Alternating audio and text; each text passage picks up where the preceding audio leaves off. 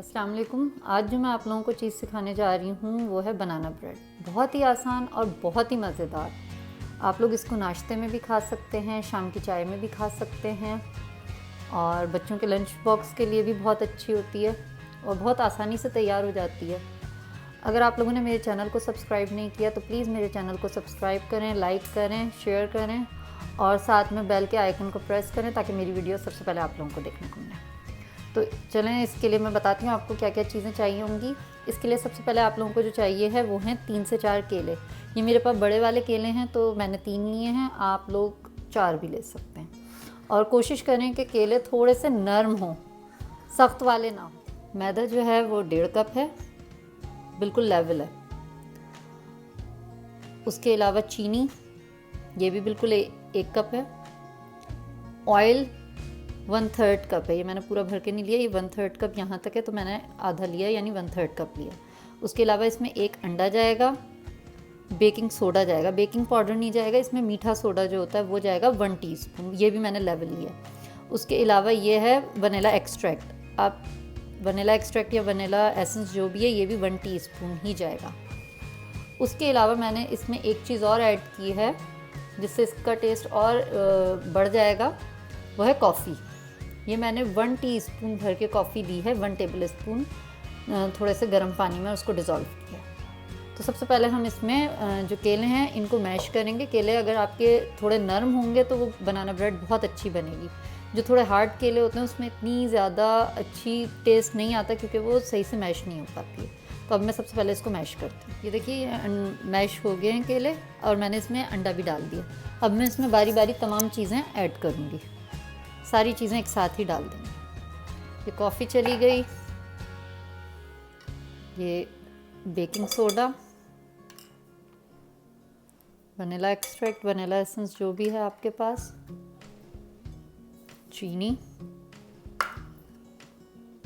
1 cup था, ये 1/3 cup oil है, कोई सा भी ले सकते हैं, और 1.5 कप जो है ये मैं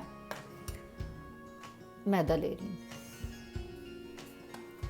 मैदा आपके ऊपर है, आपने छानना है तो छान लें ताकि गुठलियाँ ना बने।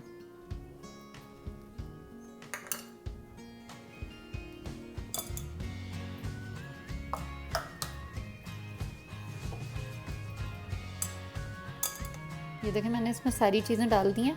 अब आप इसको हैंड विस्क से भी विस्क कर सकते हैं, मैं ये बीटर यूज़ करूँगी ताकि ये जल्दी से मिक्स हो जाए। ये देखें ये मैंने मिक्स कर लिया, इसको ज़्यादा मिक्स नहीं करना, ओवर बीट बिल्कुल भी नहीं करना, सिर्फ मिक्स करना है। ये देखें ये इस तरह का हो गया।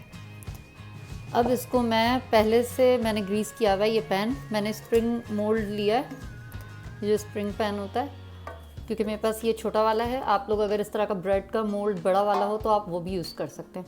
अब मैं इसको इसमें पोर करती हूँ, फिर मैं बताती हूँ। ये देखिए मैंने इसको मोल्ड में डाल दिया है मिक्सचर को,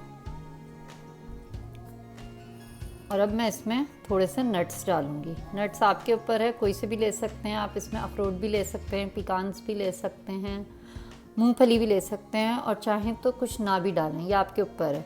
मैं इसमें बादाम और पिस्ते ले रही हूँ। अब मैं इनको इसमें डालूँगी, पूरे में फैला दें। ये आपकी चॉइस है, आपने जो ड्राई फ्रूट आप लोगों को पसंद है आप लोग वो डालें। अब मैं इसको पहले से मैंने जो प्री हीट किया हुआ था ओवन 350 डिग्री फ़ारेनहाइट पे, मैं उस पर इसको 1 घंटा बेक करूँगी। अगर आप लोगों का जो है सेंटीग्रेड में तो इसको 180 डिग्री पे आप लोगों ने 1 घंटा बेक करना है। ये देखिए 1 घंटा हो गया था और मैंने ओवन बंद करके ये बनाना ब्रेड को निकाल लिया है। अब मैं इसको खोल के आपको काट के दिखाती हूँ। ये देखिए मैं इसको काट रही हूँ, ये भी गर्म है बहुत ज़्यादा, थोड़ा सा वेट करें वैसे तो कि ठंडी हो जाए।